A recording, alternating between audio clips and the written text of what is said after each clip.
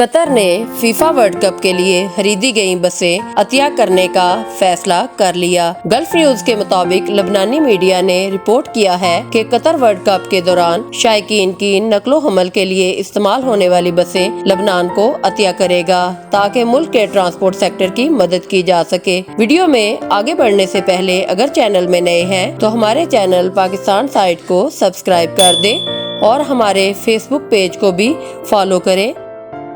Pakistan site کی videos میں آپ کو خوش آمدید کہتے ہیں۔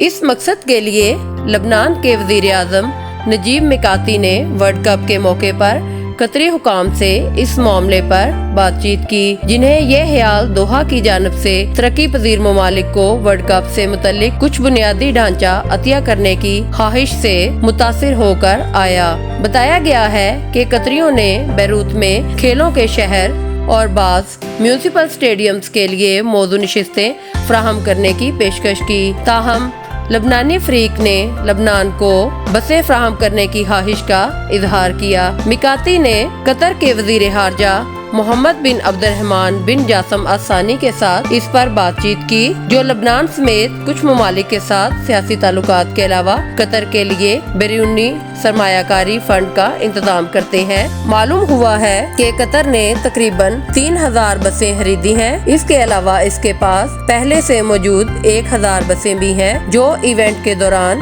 شائقین کو مفت لے جانے کے لیے استعمال کی گئیں۔ اگرچہ قوانین اس طرح کے قدم کی اجازت دیتے ہیں، لیکن اس معاملے کو نجی کمپنیوں کے ساتھ طے کرنے کی ضرورت ہو سکتی ہے جو نجی ٹرانسپورٹ سیکٹر میں کارکنوں کے ذریعے استعمال ہونے والی ان گاڑیوں کے مالک ہیں۔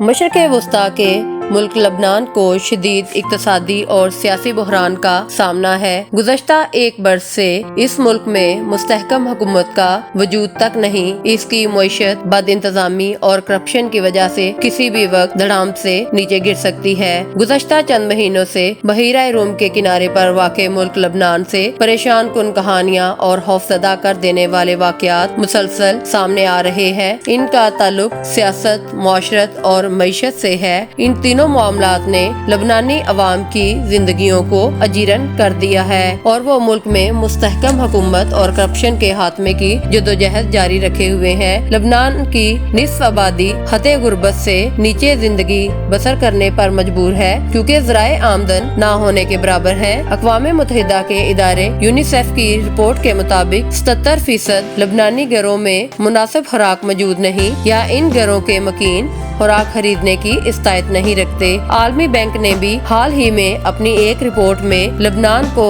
دنیا کے 3 سنگین صورتحال کا سامنا کرنے والے ممالک میں شمار کیا ہے۔ لبنان کی اس موجودہ صورتحال میں قطر کا یہ مدد کرنے کا احسن قدم ہے جو کہ قابل تعریف ہے۔ اسی کے ساتھ اپنی ویڈیو کا اختتام کرتے ہیں۔ ملتے ہیں اسی طرح کی کسی اور ویڈیو میں، تب تک کے لیے اللہ حافظ۔